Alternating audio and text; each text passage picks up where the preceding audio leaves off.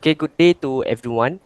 Okay, today I am Amar, Mr. Yap and Mr. Fatah. We are from both on UTeM student and we will having a short forum or discussion related to safety, which is role of OSH legal requirements in business management.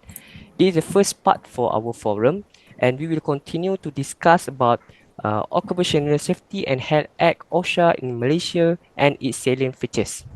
If we talk about OSH, of course, it related to the safety in workplace. There are a lot of common issues regarding the safety. It affect not just the workers, it also hurt productivity, moral, and the reputation of the organizations. So maybe Mr. Yap can tell us what is the definition and their objective of the rules of OSH legal requirement in business management. Okay, Mr. Yap. Okay, so good day to everyone. So let's start by understanding what OSH really means. So OSH is actually a occupational safety and health encompasses practices, policies, and measures designed to ensure the safety, the health, and the welfare of people engaged in a work or employment. So it is not just a regulatory requirement, but a core aspects of responsible and ethical business management. So based on my understandings, OS is not just about compliances with laws, it's about creating a safe and healthy environment that benefits the employees, the customers, and the business as a whole. So the objective of OSH is basically the in business measurements are broad and impactful. So firstly, it aims to minimize the risk by identifying potential hazards in the workplace and implementing preventive measures. So by doing so, it reduces the likelihood of accidents, injuries, and also the illnesses that can interrupt operations and affect employee morals. So secondly, OS is about promoting employee well-being. When employees feel safe and valued, they are more likely to be engaged, more motivated, and also more productive. So a healthy workforce is not only more efficient, but also fosters a positive work cultures that attract and retains the talent. So tertiary, from a business perspective, OSH helps engage operational efficiency and reputation. Workplace incidents can lead to downtime, legal liabilities, and damage to the company brand. So by prioritizing the OSH, businesses can avoid these setbacks and build trust with customers, investors, and also the regulators. So finally, OSH play a pivotal roles in ensuring the compliances with legal requirements. Most industries are governed by strict safety and health regulations. Non-compliances can result in heavy penalties, legal actions, and also the reputational damage. So by embedding the OSH into business strategies, organizations can achieve both legal compliance and a competitive edge. So to sum up, OSH is not just about fulfilling obligations, it is more about driving long-term value for employees, business, and also the society. It is a cornerstone of sustainable businesses management. So since we just go through about some introduction and objective about OSH in business management, so now who can tell me about what is the key roles of OSH in business management? Okay, thank you very much. Yep. So I think I can Okay. tell about the key roles about what they do, uh, specifically on OSH in business management. Okay, so I will give the example of what they do. Okay, their objective, like you say, to ensure a legal compliance. Example, a manufacturing company complies with the occupational safety and health, ensuring that employees wear proper personal protective equipment when working with the hazardous machinery. This compliance help the company avoid fines during the government inspections and maintain its good reputation for adhering to safety regulations. So the key roles is they are enhance the risk management. Example how they enhance a construction firm conduct regular risk assessment and identifies the possibility of falls from height on the building sites. In compliance with the OSHA regulations, the company install safety harness and fall protection system to mitigate the risk. This reduce the likelihood of accidents and ensure the projects run smoothly without legal or operational interruptions. And for the next ones, the key role is the foster a safety culture. Example, how they do it. An office-based company implement regular safety training for its employee, including emergency response drills and ergonomic workshops. By making safety a part of the company culture, employees became more engaged in identifying potential hazards, and management actively encouraged the reporting of unsafe practices, promoting teamwork to ensure a safer environment. And for the lastly, for the key roles, I think they encourage the innovation and the best practices. Okay, for the example, a logistic company upgrades its warehouse equipment to automated system, reducing the need for manual lifting and improving safety.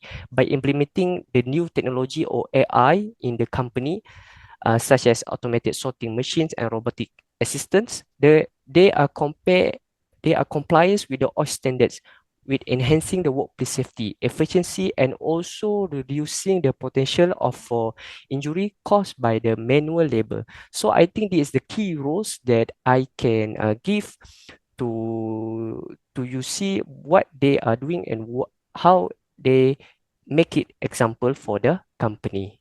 So maybe Fata can elaborate more about the impact on the business about this OSHA legal requirements in business management. Okay, Fata? Okay, thank you, Amma. So I would like to discuss about the impact of business. So basically, the implementation of OSH practice bring significant positive impact to business. One major advantage is the reduction in workplace incident, which minimize injuries, downtime, and medical expense. For example, a factor with stringent OSH protocol can significantly lower workers' injuries, ensuring uninterrupted operation and reduce costs. Additionally, a safe and health work environment lead to increased employer productivity, as employers are more engaged and motivated when their well-being is prioritized. This not only enhance efficiency but also foster a positive workplace culture that contribute to better business outcome. Furthermore, OSH compliance provide legal and financial security for business, but adhering to safety standard, company and avoid fine, lawsuit, and compensation payout that could arise from workplace accident. Compliance also boosts a company reputation and credibility, especially in global market for export-driven industry. Meeting international or standard is often a prerequisite, and compliance can open door to lucrative opportunity. These factors collectively demonstrate how OSH practice create long-term value and suitability for business. Okay, that is. So I have a questions on your parts. So do you agree that the high cost of implementing OSH practices are significant barriers, so especially for small business? So can you share examples of how some companies manage this cost effectively? Okay, thank you, yeah, for the question. So I will be answer the question is, I agree that implementing OSH practice can be financially challenging, particularly for small business that need to invest in equipment, training program, or hiring safety consultant can strain already limited budget. As seen in industry like construction, where startup often struggle to meet strict safety requirement. This financial burden can make it difficult for smaller company to allocate resource effectively. However, I believe that such challenges can be addressed with proper planning and support. Small business can explore options such as government subsidy, industry grant, or share resource through partnership. Additionally, prioritizing low cost but high impact safety measure can help business gradually comply with OSH standard without overriding their budget. Additionally, business focused on short-term profit may find it difficult to allocate fund for long-term safety investment, potentially impacting their profit margin. Their challenges highlight the need for business to carefully balance the cost and benefit of OSH implementation to ensure both compliance and profitability. Okay, thank you very much, Fatah and Yap. So I think I will conclude the first part of the OSH legal requirements for business managements. In conclusions, these OSH legal requirements may business management ensuring a safe and healthy work environments. Compliance with these regulations not only protects employees from potential hazards, but also enhance organization efficiency, reputations, and profitability. By integrating OSH practices into management systems, I believe business can reduce workplace accidents, avoid legal penalties, and foster a culture of safety and well-being. Ultimately, or last, prioritizing OSH demonstrate a company commitment to ethical and sustainable practices, benefiting both employees and the organization as well. So that's all for the first part. We're moving to the next part, which is the same as a previous, but we cover about the act of the OSH. So now I will explain about the introduction and the objective of the Occupational Safety and Health Act in Malaysia and its salient features. So, as you know, the OSH is Act, the very famous is the Act 1994. It's a key legislation in Malaysia aimed at ensuring the safety, health, and welfare of employees in the workplace. It was introduced to create a structure and enforceable framework for managing workplace hazard and also risk. It's same with the previous, but this part will cover a lot of their deep their objective and their roles in the company. Okay, the OSH Act works alongside other regulations to provide a comprehensive approach to workplace safety and health, ensuring the well-being of workers while enhancing business productivity and sustainability, same with the previous part. Okay, the objective of the OSH Act 1994 is the first, it aims to secure the safety and health of person at work, ensuring that employees are protected from the workplace hazard and risk. Second, it seeks to protect person at the place of work other than employees such as contractors, visitors, and the general public for any danger associated with the workplace.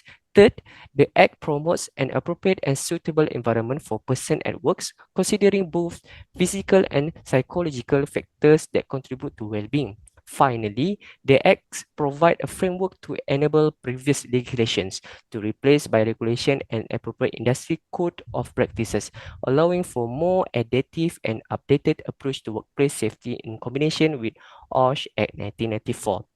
So this objective help create a safer, healthier work environment for everyone involved. Example for the first objective to secure the safety and health of person at works. Okay, OSH, uh, they audit every company at the workplace to making sure Like example, a construction company ensure that its worker wear proper personal protective equipment (PPE) such as helmet, glove, safety awareness, and so on. This measure help to secure the worker safety from potential hazard like falling object or fall from height, directly supporting the OSHA objective to protect employees' works. And the second objective is to protect the person at the place of work other than employees. The example is in a manufacturing facility, visitor can or contractor are required to adhere to safety protocol such as signing in the at the safety gate, attending a safety briefing, and wearing PPE when entering production areas. This ensure that not just employee but also non-employee are protected from the workplace hazard, fulfilling the act objective of safeguarding all individuals at the workplace. And the third, to promote an appropriate and suitable environment for person at work. Example, an office implement ergonomic office furniture, including adjustable chair and desk, and encourage regular breaks to reduce physical strain. Additionally, the company provides stress management workshop also and mental health resources to promote psychological well-being. This support a healthy work environment that meets both physical and psychological safety needs in line with the OSHA Act goals. And the last one is to enable various legislations to be replaced by regulations and approved industry of OSH. The example I can give is a chemical manufacturing company adhere to updated industry of code of practices that include modern safety standard and handling procedure for hazardous materials. This updated practice replace outdated regulation and align with the OSH Act that I have stated, ensuring that the company remain compliant with current safety and health standards. So that is the introduction and the objective of this OSH Act 1994. And we will move to the next one. Maybe Yap can continue about what the key roles of it. Okay, so thank you, Amma. So now let's continue to diving into the key roles of the Occupational Safety and Health Act in 1994. So the Occupational Safety and Health Act 1994, commonly referred to as OSHA 1994 in Malaysia. So this act was introduced to provide a robust legal framework for ensuring safety, health, and welfare at the workplace.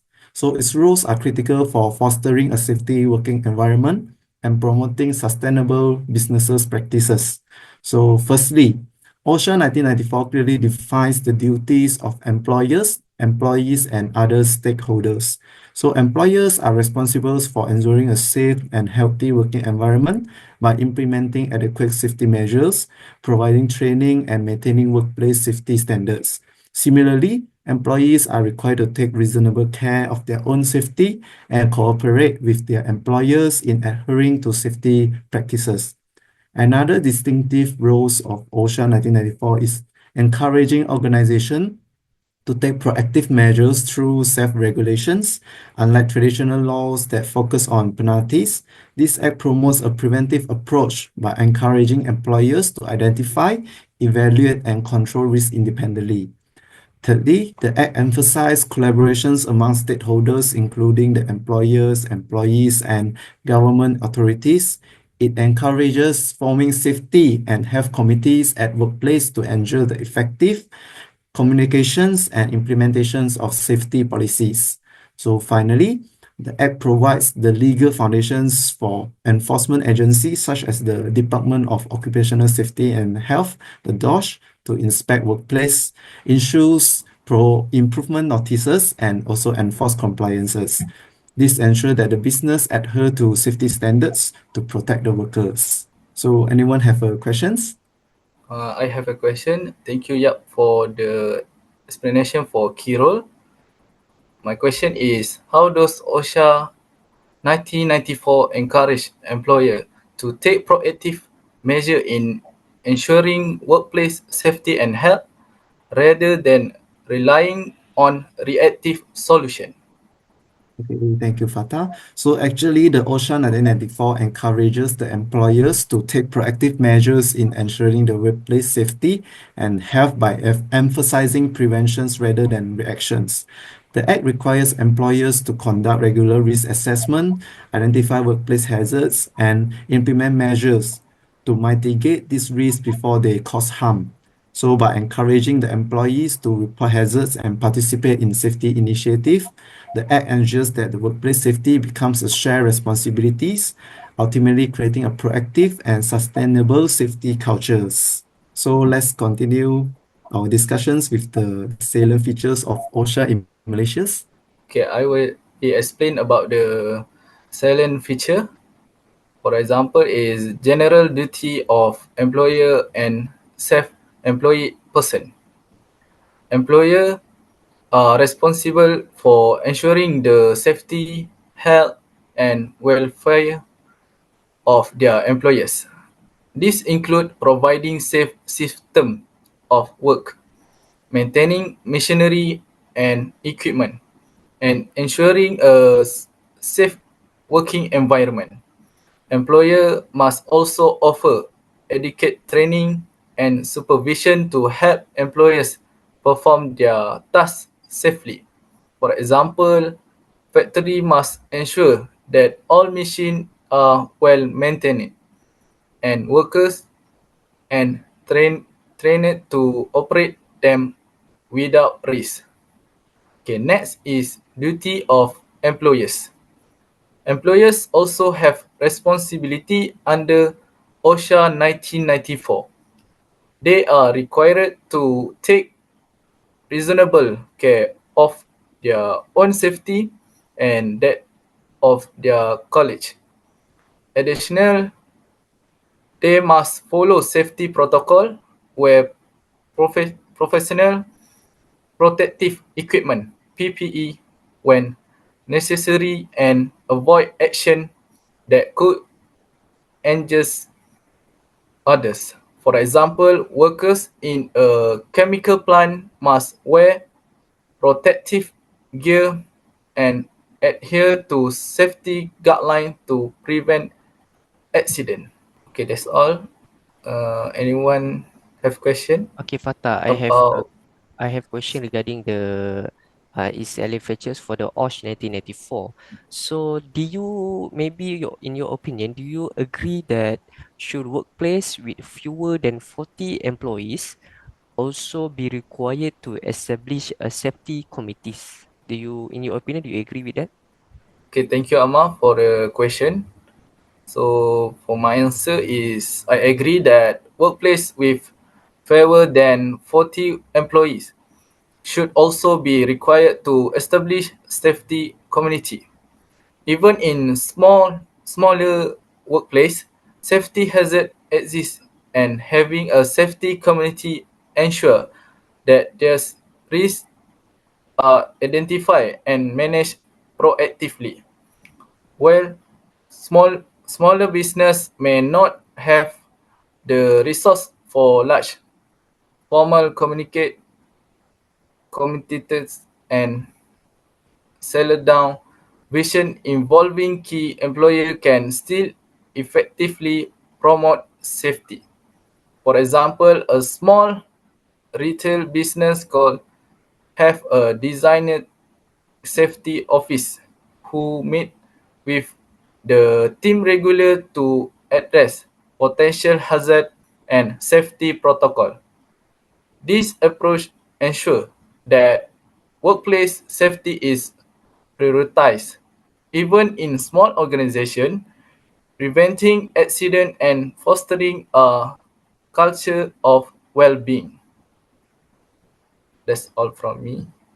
Thank Okay, you. Okay, thank you so very much, Fatah. So, I think maybe Mr. Yap can give a simple conclusion regarding this OSH 1994. okay, thank you, Amma, and also thank you, Fatah, for giving such a wonderful informations for me. So I will now make a short conclusions for these discussions for the second part. So overall, the Occupational Safety and Health Act 1994, the OSH Act, or the OSHAs, is a cornerstone of workplace safety and health in Malaysia. So by establishing a clear responsibilities for employers, employees, and other stakeholders, the Act fosters a proactive and collaborations approach to managing the workplace risks. It also emphasized the self-regulations, continuous improvements, and stakeholders corporations to create safer work environments. So the OSH acts salient features, including the general duties, the risk assessment, safety committees, and the employee involvements, provide a structured framework that ensures that the compliance and promotes sustainable business practices. So the Act is not just about meeting legal requirements, it also serves as a guide for businesses to enhance productivity, to protect the workers, and uphold the ethical standards with its comprehensive and forward-looking positions. So OSHA 1994 also continues to play a vital role in safeguarding the health, the safety, and welfare of all individuals in the workplace. So as we move forwards, let us reflect on how the principles of OSHA 1994 can be further integrated into workplace practices and ensuring that safety remains a shared responsibility and priority across all industries. So I think that's all from us. Thanks both of you for joining the discussion today. Okay, thank you very much for Mr. Yap and Mr. Fatah. We already reached of our end of forum. We hope that we will become a good employee or employer in the future. Okay, thank you everyone.